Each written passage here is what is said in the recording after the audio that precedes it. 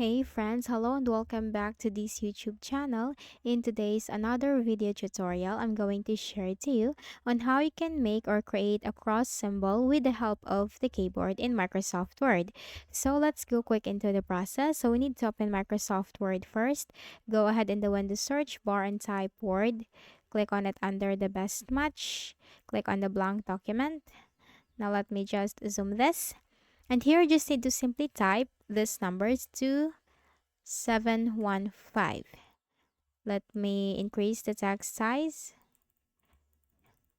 So it's 2715. Then you have to press the Alt plus X key on your keyboard. Again, you have to press Alt plus X key on your keyboard together.